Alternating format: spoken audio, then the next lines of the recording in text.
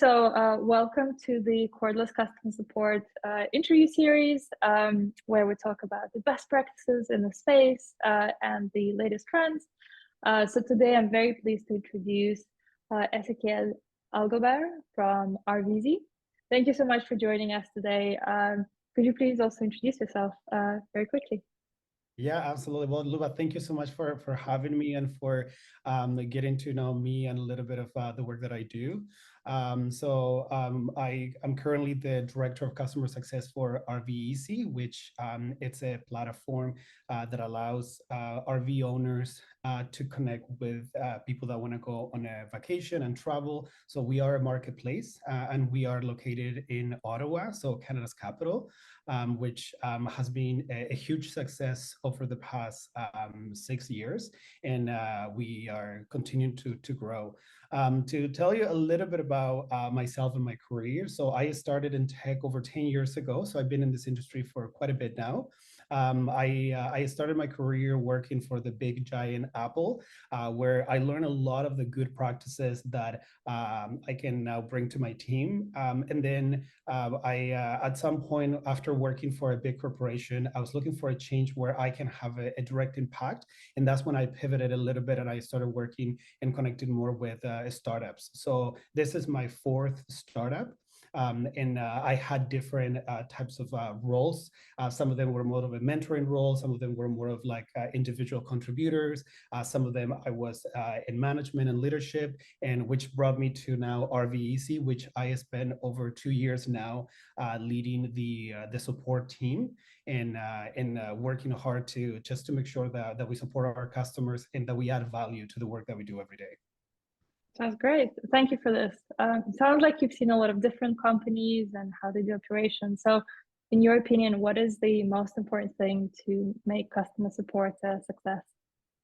I think the biggest thing, there are different elements that I would consider that you need to have. Number one of them is just having active listening and always leading with empathy. And what I mean by that is that we always say you got to listen to your customers, but it's not about when customers are necessarily calling you because they're either complaining about an interaction that they had. It's also listening to the feedback they're giving you. Usually they're the ones that are using your platform, right? So how can we make that experience as seamless as possible? So when you're listening to them, whether they're having, again, a challenge with the platform or the interaction that they have, I think it's important to acknowledge that at the same time, they're screaming for help and they're telling you, hey, this isn't working. How can we make it better? So it's important to collect that feedback and bring it back to your product team so that they can iterate on the product and really fix those things that perhaps are not working or perhaps are just not adding value to your customers. The second piece, I would say, it's empathy. It's important to like acknowledge with the customers, just making sure you understand what they're going through, assure them that you're going to help them out, and just align with them so that you have the best result. So I think those are like some of the two core things that I always bring to my team. Makes sense. So you mentioned product feedback. I was going to ask this question later, but I think it makes sense to ask it now. Do you have any particular processes in place to make sure that your team is actually passing on that feedback and it's taking action on? Yeah, so we do. So we at RVezy, one of the things that we pride ourselves on, it's in listening to customers' feedback. So we have different things that we have implemented. One of them is that we have a dedicated product feedback team that lives within the customer success team, so within the support team. And so what we do is this team meets every week. So it's a cadence of every week where what we do is we send a survey to all the agents that have been talking to our customers, right? So they're the ones that are really listening to the customer's feedback. They get to like fill out the survey where they tell us, hey, this is what customers are struggling with. This is what customers want. Then every week, the team collects all the feedback. And then once a month, we meet with the director of product and all the PMs. And that's where we go through all the different pieces of feedback that the customers have provided. And then we invite some of the support agents to join the call to just give us a little bit more background. Okay, why is this a problem right now and how can we fix it? And then we obviously bring all the problems. We focus more on the problem than on the solution. We usually leave the solution to the PMs because those are the experts at it. And so the CS team is really good at like collecting the feedback, again, making sure that we're empathizing with the customer, but like where's that information going, right? So we keep it all together in the team, then we bring it back to the product. And then I think the most rewarding part is when you get to see all those different things come to life, you know, and then we can go back to that customer and say, remember that one feature that you were telling us about? Well, go and log into the app and you're going to see it live now. So we do that. Like, I think we do a great job at that. Obviously, we can always improve, but we also improve with the feedback that our agents are giving us as well on how we can make that process a little bit more seamless. Yeah, 100%. To be honest, I have never heard this before. So when you actually do a survey of customer support team to then pass it on to your product team, can you share what kind of questions do you ask? Yeah. So some of the questions that we usually ask is, what is the one problem that was reported this week? Again, because we have this cadence of doing it every week, the good thing is that all the information that's coming in is very tangible and it's just fresh so that we don't forget about it. Another one is around like, just give us some support tickets where you know that the product failed the customer and we knew that there's a better way of doing it. And then they will give us the support tickets so that when the PMs go in, they don't just see the problem, they also see the interaction that we had with the customer. Another questions that we ask is from an agent perspective, like what are some of the things that the product can do so that you can serve the customers better? So even though we take feedback from our customers to improve the platform, we also do the same for our agents. It's like, what can we do to improve it so that when you are, whether it's on the phone or through an email with a customer, you can actually have all the tools at your disposal that are going to not only support that customer, but also add value to that interaction. Yeah, makes sense. That's very interesting. You mentioned that you support different channels. How do you think about it? Why do you decided to support these particular ones and let's say not others? And how do you make sure they work well together? So we currently have several different channels that we support. So customers can reach out to us through our 1-800 number, so they can literally pick up the phone and talk to us. Because we are in Canada, we support the 2 official languages, English and French. So we do that through the phone. We do that also through email, which is our ticketing system. And we also do live chat. So people can go into either the app or the platform and just talk to us live. And we're looking now to continue to integrate new channels. As you probably know, right now, social media, it's a very quick and easy way for customers to interact with you. So we're looking to integrate with some of those social medias applications. WhatsApp is another app that's right now in the pipeline for us to see if we can, it's easier to interact, especially with our European customers. Right now, we are only in Canada and the US, but we do have a lot of travelers that come in the summer to both markets to experience the RV rental platform. And so that's why we're trying to see how can we support our customers, not only in North America, but also abroad. Yeah, makes sense. I guess many channels could bring complexity into how you run your operations, things like scheduling and staffing. How do you deal with that? So the way that we do it, so we use a platform that the beauty of it is it allows us to bring all this like pieces together so that basically when you are looking at the screen, you're looking at the customer talking to you. Doesn't matter what channel they're using. Obviously that one doesn't apply for phone because phone is a little bit different, but you can also make a phone call from that. So when the agent is logging into this platform, they can see, hey, here we have a guest that is requesting some information about a specific part of the product. Then we can reply to them and we can see how did they reach out to us. Was it through a chat? Was it a ticket or an email that they sent? Did they went into the app and went through the help center? We can see how they reach out to us. And so we try to use the exact same channel to get back to them, but it's all in the same, I would say, screen. So we don't have to leave the screen. It's all in there. And then if they reply to us, let's say via text message, then it will go back to the same screen. So you have a history of everything that you've been talking to the customer, and you don't have all these jointed pieces, that you're like, hey, I have 6 tickets, I need to go and see all of them because each one reach out through a different channel. Thankfully, we have this platform that allows us to connect all of them together, and then we can just use it. Makes sense. Yeah, for the which platform are you using, just out of curiosity? Yeah, so we're using Zendesk. So we Right. have Yeah. the enterprise model that allows you to do this with so they launch a new feature now with the work agent space that allows you to do this, connect all this different platform, but everything in one screen. Yeah, makes sense. Sounds good. So with a large team, sometimes it could be hard to maintain the quality of support, especially across different channels, where communication could be slightly different and expectations could be different. How do you maintain the quality of support in your team? Yeah, I really like this question because I think we all strive to provide the best customer support, right? And myself as being the head of the department, making sure that the quality of the support stays the same across the teams. It's very important. So I would say that one of the biggest things that we do is we empower our leaders and our team members to make the right decision for the customer. So we do have policies in place that allows people to guide them to get to the right solution. But I always tell everyone, policy is not the law.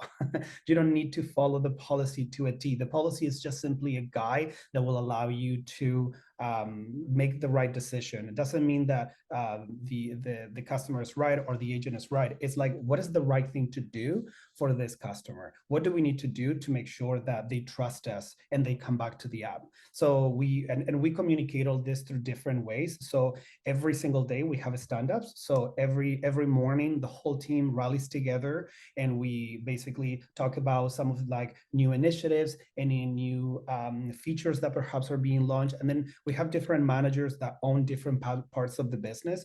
So we have a manager that owns everything that has to do with the scheduling piece. So if there's any changes to the schedule, any changes to perhaps new channels that they're going to be scheduled for, so that the manager will do the updates. Then we have somebody specifically for the different platforms that we use. And if there's any new releases or if we're introducing anything new, just to give them a little bit of a heads up.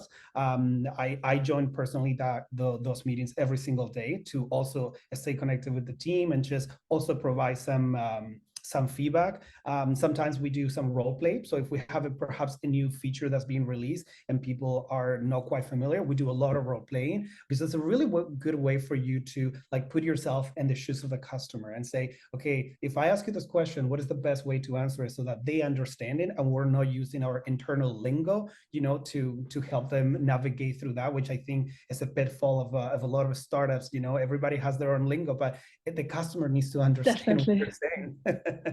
So Yeah. so we do that, and I think those, like, just having those meetings really allows us to come together as a team. And we also sometimes have some fun activities just to help with the morale of the team. If the team is struggling with a specific thing, we try to address it on the spot. And then once a quarter, we are starting to do this new thing called Ask Me Anything, where they have an opportunity to ask different business leaders any questions that they might have that can improve the communication along the teams, and always keeping in mind that the quality of the service that we do has to be the same no matter who they talk to, so that when they call, doesn't matter who you're talking to, you're going to get an A+ experience.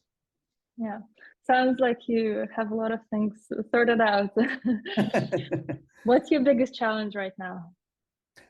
I think that our biggest challenge, and I can see that I've talked to some of my colleagues that work for different startups, and I think after the pandemic and sort of when we started to see in the tail, there was a lot of behaviors that were changed. So one of the behaviors, the working from home policy, the way that we collaborated or interacted, the sense of urgency. I think that there was sort of a shift pre-pandemic, during the pandemic, and after the pandemic. So the way that we interacted as a team before the pandemic was very different. We would literally, if we have any issues, we would say, hey, let's rally into the boardroom, and the whole team will go into the boardroom, put a sticky notes on the wall, and just brainstorm, try to come out of that room with a solution and just move on. Obviously, the pandemic was a turbulent time where everybody was trying to figure out what is the right thing to do, not only for the customer, but also for the employees. And so everybody was working from home. It just kind of that culture, that company culture that most startups have was kind of like broken into pieces because you're trying to get the team together, and it was very, very challenging. And now there was kind of like this post-pandemic and we're slowly coming out of it. It's like, how do we come back to those principles where we protect the company culture, where we encourage people to either come into the office to collaborate or do some outings? And so I think that those sort of like things that we're still navigating through, we're still trying to figure out like what works best for both the customer but also the employees. I think it's important to recognize that when you have a team that's happy, they're going to provide the best customer service, right? And so making sure that we are staying connected with the culture of the company, it's important. And also do temperature checks to see where your team is at. Yeah, makes sense. To talk about the trends a little bit. So these days, everyone's talking about ChatGPT and AI. What do you think about this? What is the application of customer support? And is there anything you are trialing right now? So I think it's definitely going to change the way that we do support. I'm definitely confident that we're already seeing so many trends and so many things happening, so many companies that are already adopting this new way of doing it. So going back to the different softwares that we used, I've been able to like join some like conferences online and different like chats that are happening around this topic. And I can see this trend that everybody's trying to incorporate it. Obviously, I'm looking at it from a support perspective, and it's how can we incorporate this that was going to add value to, again, the customer, how we interact with customer, because for me, that's the most important part. Going back to one of your previous questions is like, how do you control the quality of the service that you're providing, right? So I think it's like, we need to keep that in mind at all times, is that yes, this is going to perhaps make us more efficient, quicker to answer, and just get back to the customer. But let's not forget that human element. That's at the end of the day, people just want to talk to a person sometimes. And it's like, how do we connect with that person? And if we're using new tools to do that, let's just not lose that element, because that's what makes us so unique in support, is that having the ability to be able to connect with somebody, you know? So I think, yes, we're seeing this trend. We're looking into it. My team specifically is also looking into it just to see what else we can do. Tech moves really, really fast, as you probably know. And so it's like, how can we adapt to the changes that are happening? How can we adopt the new technology without losing in mind that we still need to provide top-notch support? Yeah, makes sense. Okay, just to switch the topic a little bit. I often hear that customer support is thought of as a cost center in a business. What do you think about this statement, and how do you navigate this with your team? Yeah, I think this is a great question. I think I've mentioned it already a little bit through this the chat that we're having, and I think it's how do we add value to the business and bring that value also back to the customers. So one example is the support team is the customer-facing team. That's the team that's talking to your customers, interacting with your customers. So what are you doing with the feedback that they're giving you, and how are you using that feedback to improve their experience with the app? I think that's one of the ways that we can add a lot of value and not being seen as, like you're saying, a cost center to the business.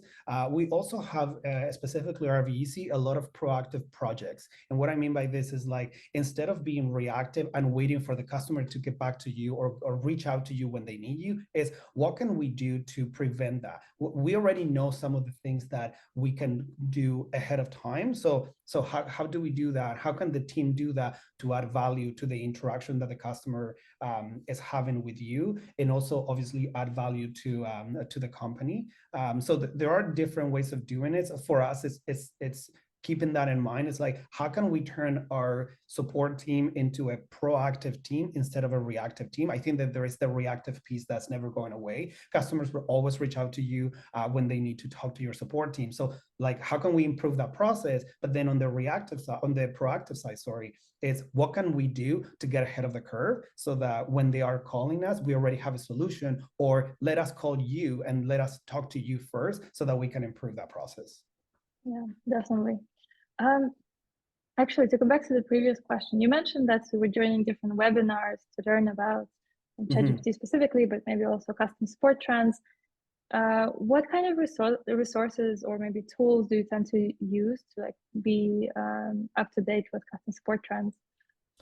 You know what? A really good tool that I use in a daily basis is LinkedIn. So LinkedIn is especially because I have my network being in tech, it's pretty big in LinkedIn. So I have people that sometimes reach out to me, or I sometimes reach out to like business leaders that I'm interested in to see how the company's going, and maybe I'm like, I like what you're doing, so I connect with them. The majority of the time that I've been in tech, I've been in Ottawa, so I have a pretty extensive network in Ottawa where I connect with other business leaders that are in the same space, so in different startups, and I just reach out to them and have conversations. There are some Slack channels as well that I've joined where you can again talk to other business leaders that perhaps are not doing the same work. I have the privilege to work in different types of businesses where it's like direct to consumer or B2B. And right now I'm in a marketplace, which they're all very different, right? So you're dealing with two very different customers. And so that brings different challenges. So maybe connecting with other business leaders that are in the same environment, it's one way. Also through LinkedIn, sometimes they post a lot of webinars or conferences and things that you can attend and you can go. So if there's something that piqued my interest, I put it in my calendar, and then if the time allows, I usually go back and join. Yeah. And then whenever we get invited, so I mentioned previously we use Zendesk. So Zendesk sometimes hosts some webinars and conferences. So every time I get those invites, I try to make a point to get myself, and some of my team members to join it, just so that we see, again, what are the trends? What are some of the things that are in the pipeline? We're already using the platform. Well, are we using it to its full potential? Or are we getting everything out of it? Or are we just using 2 or 3 features that are suiting the business right now? So different channels and different things that just to stay active and proactive, to stay with the trends. Cool. Final question. Can you tell me about one company, or maybe 2, whose customer service you really admire and why? Yeah, so I think I spent quite a bit of time working for Apple, and I definitely call them out all the time as, to me, one of the role models for customer service, specifically just because of the way they looked at customer service. So I've seen in the past some companies that the motto is like, the customer is right, do whatever it takes to please the customer. And yes, you can do that, but that can bring some complications, because sometimes that is not the right thing to do things.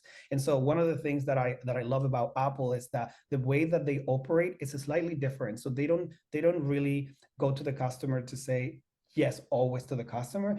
They approach it in a very different way, which is, how can we fix? So assuming you have a problem with your Apple device and you need help with that, the way that Apple will approach it is, how can we make you trust that product again, and how can we gain that trust? So it's not really necessarily about pleasing the customer, it's about fixing the relationship, right? So how can we fix the relationship between you and the product? Because if we can tell you, hey, I'm sorry that you had this inconvenience with this problem, but we guarantee you that if we fix that relationship and you can trust the product again, and resolve the company, you become a customer for life, right? You're a loyal customer. So it's about that loyalty. How do you do that? So I really always admire Apple, and I brought a lot of those practices with me, which I use on a daily basis. And I think another company I always like to call out, it's not in the tech space, but I think they really do a good job, is Disney. Every time you go to a Disney park and you happen to talk to one of the characters, one of the things that amazes me is that they never break character. They're always living in that magical world. They always say Disney is the happiest place on earth. And the few times that I had the opportunity to go, it is true. You go in and you feel so happy. And every interaction, whether it's going into a roller coaster, whether it's buying popcorn, whether it's interacting with those characters, nobody breaks character. Everyone is so committed to making sure that from the moment you buy that ticket to the moment you walk out of those gates, that you have an amazing experience. And so I admire that too, to make sure everybody keeps their composure and everybody keeps their character in check, to make sure that the customer is their priority. So I would say those are the 2 companies I truly admire, and I've picked up a lot of things from them, and I now bring back to RVezy. Thank you so much for sharing that. And thank you so much for your time. That's it for today. Thank you. This was a pleasure, and thank you so much for having me again. Likewise, I really enjoyed it. Thank you.